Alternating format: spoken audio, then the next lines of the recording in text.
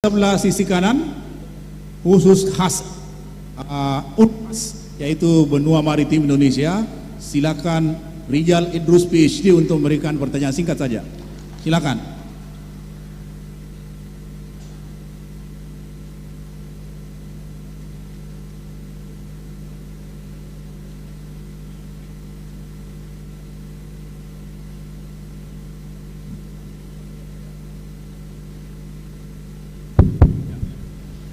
Ya baik, terima kasih. Assalamualaikum warahmatullahi wabarakatuh.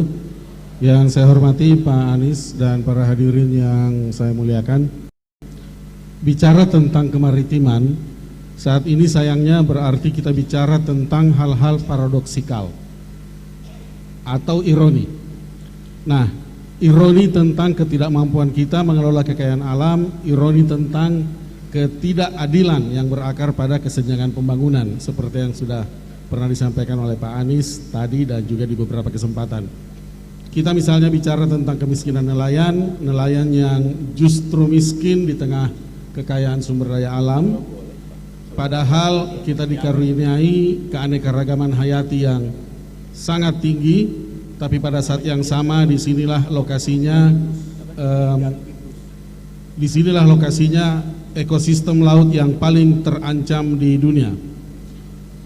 Indonesia dinobatkan sebagai negara kedua paling kotor lautnya. Kita adalah bangsa yang suka mengotori laut, sayangnya. Nah, ekspor kita dari produk perikanan memang nomor 2 setelah Cina. Tapi itu dari segi beratnya, tonasenya, volumenya. Ketika ditanyakan berapa rupiah, kita justru terlempar dari top 10. Kita bahkan kalah dari Vietnam maupun Thailand.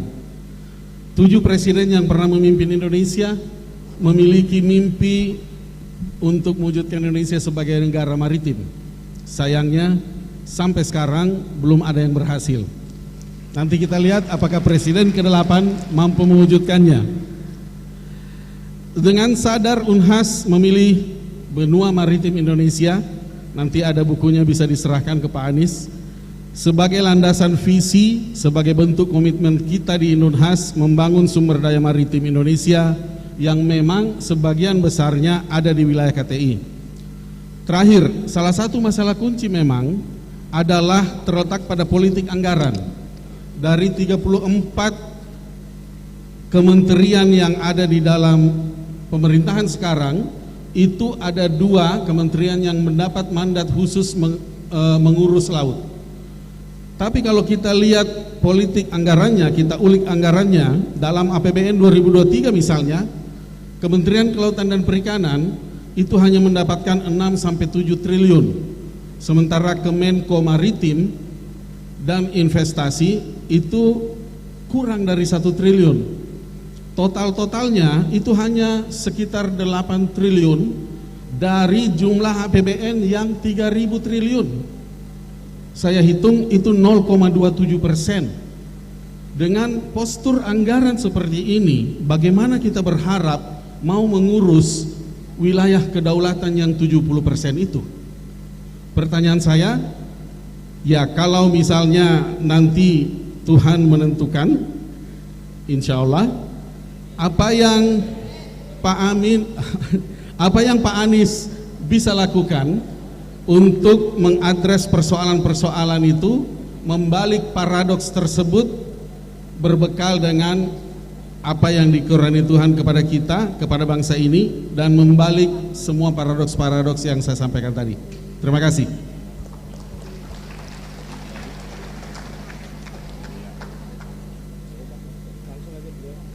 Oke, sesuai permintaan Pak Anies, 1 menit. Saya? Ya, silakan. Baik, terima kasih. Assalamualaikum warahmatullahi wabarakatuh. Pak Dr. Anies Baswedan yang sangat saya hormati, selamat datang di Universitas Hasanuddin. Saya ingin berbicara kepada Bapak sebagai bakal calon presiden berkenaan tentang hukum dan penegakan hukum. Yang pertama, Pak, dirasakan oleh masyarakat kita dewasa ini bahwa penegakan hukum itu bersifat diskriminatif. Itulah sebabnya di dalam masyarakat ada sering yang dikemukakan bahwa penegakan hukum itu tajam ke bawah tapi tumpul ke atas. Dan kadang-kadang juga di masyarakat mengenal istilah tebang pilih, ya. Tapi sebenarnya kalau menurut saya bukan tebang pilih, tapi dia pilih-pilih dulu, baru yang mana dia mau tebang, dia tebang. Berikut selanjutnya. Ya, selanjutnya tidak proporsional. Kenapa saya katakan bahwa penegakan hukum terkadang tidak proporsional? Karena seringkali penegakan hukum itu hanya dengan maksud mencari-cari kesalahan, padahal sebenarnya sejatinya tidak ada kesalahan. Yang terakhir, substansi hukum yang dilahirkan itu dikeluhkan masyarakat oleh karena produk hukum itu tidak berpihak kepada masyarakat kecil. Oke, ya. Pertanyaan saya kepada Bapak Anies Baswedan yang sangat saya hormati, jikalau Allah menakdirkan Bapak menjadi kepala negara, menjadi presiden, kiranya hal-hal apa yang Bapak akan lakukan untuk agar hal-hal yang saya sebutkan tadi tidak terjadi di tengah-tengah masyarakat? Karena hal itu akan sangat mengganggu dan menimbulkan ketidakpercayaan kepada pemerintah, hukum, dan masyarakat. Demikian, terima kasih Pak Anies. Ya. Semoga kita bisa bertemu pada kesempatan yang lain. Selanjutnya, saya ke kiri dulu, Profesor Sukri Taman, dekat isi 1 menit.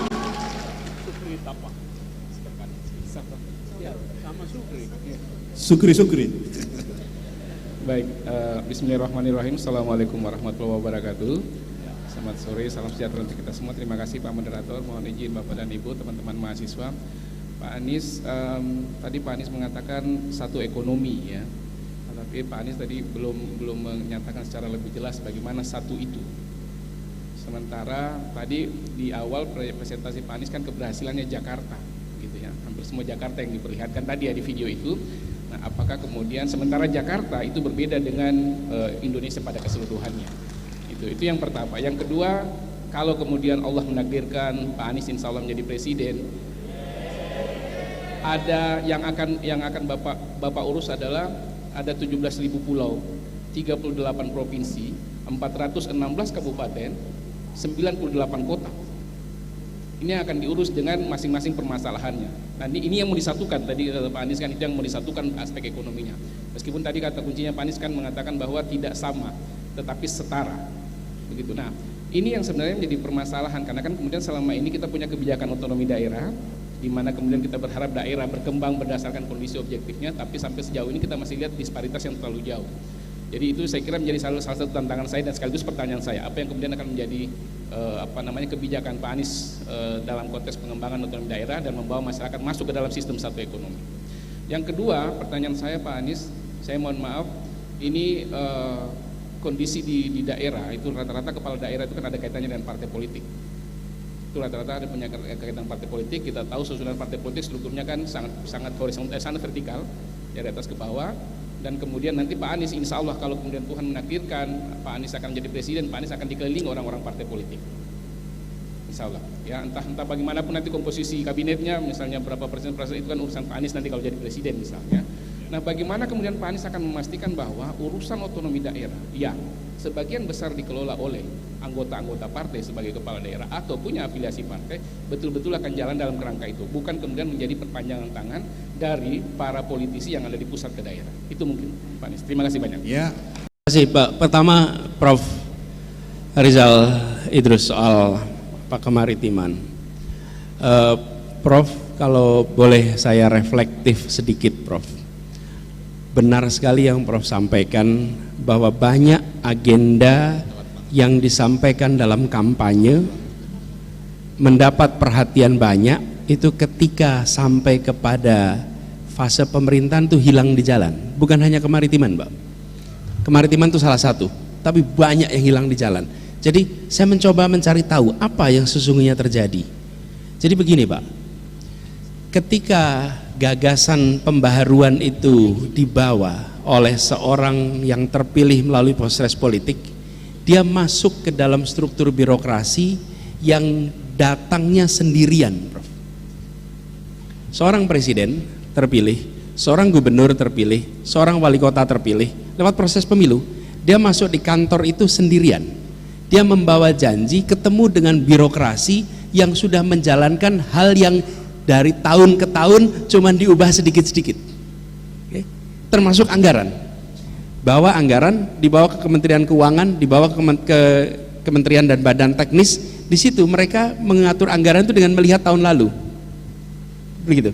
Apa yang menjadi janji ketika kampanye itu hilang di tengah proses teknokrasi.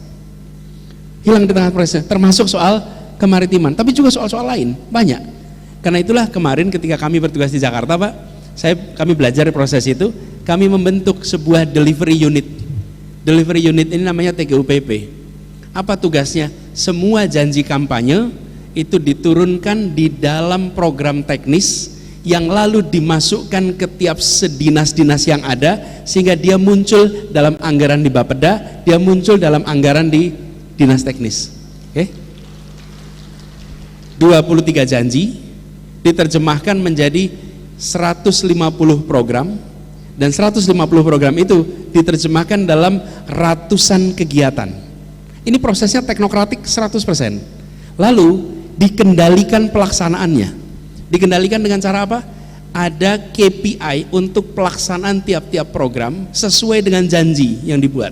KPI ini diawasi oleh kantor gubernur, sehingga setiap dinas harus melaksanakan yang menjadi janji gubernur. Dan apa yang terjadi? Janji itu kemudian delivered, janji itu kemudian terlaksana, dan janji itu tercermin dalam anggaran. Dan ketika itu dilakukan, setiap pihak yang bertanggung jawab untuk mengeksekusi, mereka diberikan insentif dan disinsentif. Kalau di Jakarta yang kita lakukan, nanti saya jelaskan mengapa ini saya sebutnya selalu Jakarta. Bila programnya tidak terlaksana, maka tunjangan kinerja daerahnya ditahan 5%. Bila bulan berikutnya tidak terlaksana, masih ditahan 5%. Bila kemudian terlaksana, maka bulan pertama dikembalikan. Bila terlaksana, bila tidak terlaksana 3 bulan, maka yang bulan pertama hilang. Bukan satu orang atasannya, seluruh jajarannya. Dan apa yang terjadi? Semua program yang dituliskan sebagai terjemahan janji harus terlaksana di lapangan, karena kalau tidak seluruh jajaran tidak mendapatkan tunjangan kinerja. Bukan gaji, tunjangan kinerja.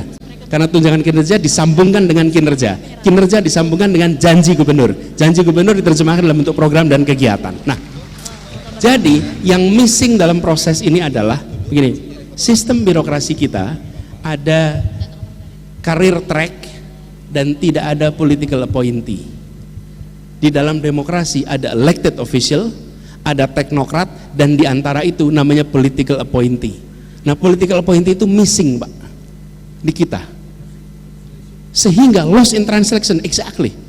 Lost in translation. Dan itu begitu banyak program, hal-hal yang mendasar. Nah, kami menyaksikan wali kota, bupati, gubernur, termasuk presiden mengalami yang sama. Dia sampai di kantor, seluruh jajaran punya pandangan yang seperti pandangan pemerintahan sebelumnya. Nah, itu sebabnya dibuat delivery unit.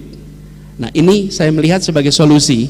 Mudah-mudahan nanti, Pak, gagasan, kalau boleh kami dapat gagasan kemaritimannya, kemudian itu bisa diwujudkan dalam bentuk janji, dalam bentuk program, dalam bentuk kegiatan yang dikendalikan. Nah, Prof Sukri, saya menyebutkan Jakarta, bukan Jakartanya, tapi metode berpikirnya. Itu yang saya tawarkan. Metode berpikirnya apa? Bagaimana kita melihat masalah dan bagaimana kita menyelesaikan masalah dengan menggunakan metode yang seperti dikerjakan di kampus, scientific process, sehingga proses teknokratik itu bisa terlaksana. Nah, Jakarta tentu berbeda dengan daerah lain, tapi juga ketika bicara Makassar, bicara Surabaya, bicara Banda Aceh, masing-masing berbeda, tapi metode untuk bisa menyelesaikan masalah itu yang bisa diadopsi.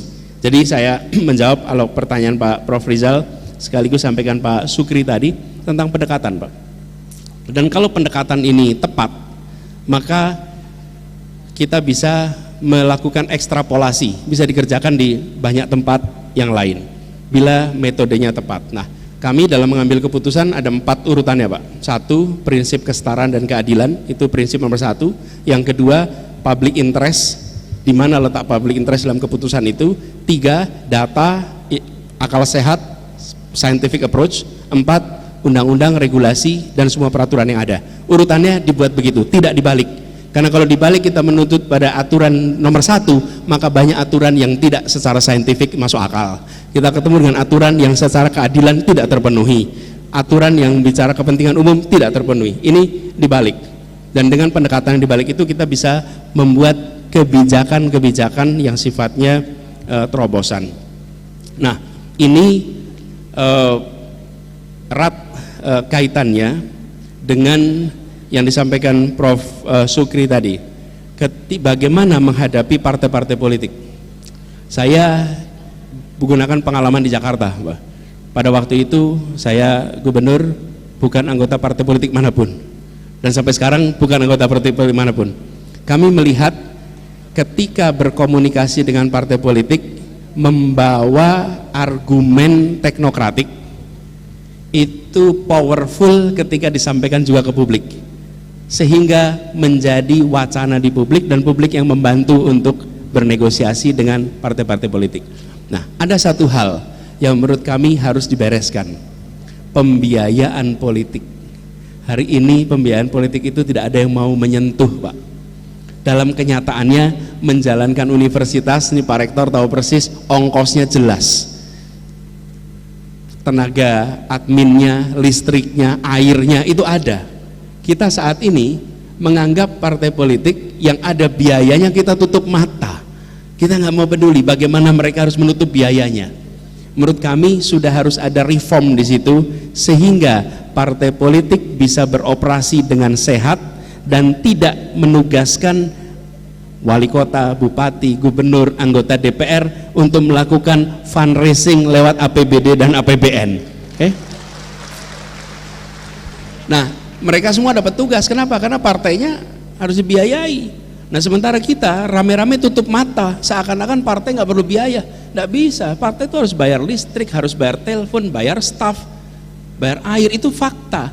Nah, selama pembiayaan ini tidak dipikirkan dengan serius, dan political financing, party financing is nothing new. Di semua negara demokrasi pasti ada pengaturan itu.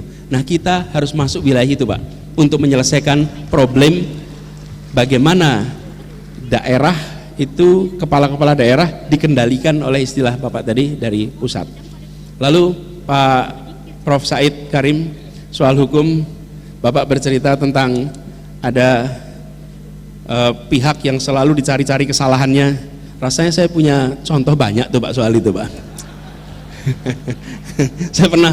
saya tahu, Pak, yang begitu-begitu tuh, Pak. Jadi rasanya memang bukan rasanya, ini memang harus dikoreksi. Dan dimulai dari mana? Harus ada arah kepemimpinan. Arah kepemimpinan memberikan tegas ke bawah seluruhnya, value apa yang dipegang. Saya berikan ilustrasi, Pak. Kalau Anda memimpin 10 orang, maka setiap orang Anda berikan tugas. Si A tugasnya ini, si B tugasnya ini, si C tugasnya ini. Kalau Anda memimpin 10 orang. Kalau Anda memimpin 200 orang, maka Anda berikan struktur organisasi, SOP, dan target. Lalu 200 orang itu bisa bekerja. Tapi kalau Anda memimpin 200.000 orang, apalagi memimpin 270.000 orang, maka Anda tidak bisa kasih tugas setiap orang. Anda tidak bisa sekedar struktur organisasi. Anda harus membuat tata nilai yang diikuti oleh semua pemimpin-pemimpin yang ada di dalamnya. Mereka mengikuti tata nilai. Selama kepemimpinan tidak menegaskan nilainya, maka yang ada di bawah akan jalan sendiri-sendiri dengan kepentingannya masing-masing. Ini harus dikembalikan di Republik ini. Nilai ini pegang. Dan kalau nilai itu dipegang, maka ke bawah itu menurun. Saya tidak punya contoh pengalaman polisi, kejaksaan, pengadilan, karena saya tidak punya jurisdiksi itu. Tapi saya punya jurisdiksi Satpol PP. Dan Satpol PP di Jakarta dulu dikenal dengan Satpol PP yang tega. Betul tidak? Tega untuk melakukan penegakan hukum. Lalu saya kumpulkan Pak Satpol PP ini. Kenapa kalian ini justru menjadi alat bagi mereka yang kaya? Kenyataannya nih, mereka yang makmur terbantukan, terjaga, tapi mereka yang di bawah itu tidak. Dan ditegaskan bahwa tugas Anda menegakkan peraturan dan memberikan rasa tenang kepada mereka yang di bawah. Dan ketika proses rekrutmen mencari pimpinan Satpol PP, ketemu petugas potensial, dipilih jadi kepala Satpol PP, yang dipilih adalah seorang yang dulu ayahnya adalah pedagang buah di Jakarta, yang masa kecilnya menyaksikan ayahnya dikejar-kejar oleh terantip. Oke. Anda sekarang kepala Satpol PP, Anda rasakan dulu ketika masih kecil bagaimana ayah Anda dikejar-kejar oleh petugas Satpol PP. Sekarang nilai yang Anda harus berikan adalah cari jalan keluar agar yang kecil tetap bisa hidup tanpa harus disingkirkan dan ditutup mata pencahariannya. Oke? Begini, observasi, kalau yang makmur melanggar biasanya karena keserakahan. Oke? Tapi kalau yang miskin melanggar biasanya karena kebutuhan. Beda sekali solusinya.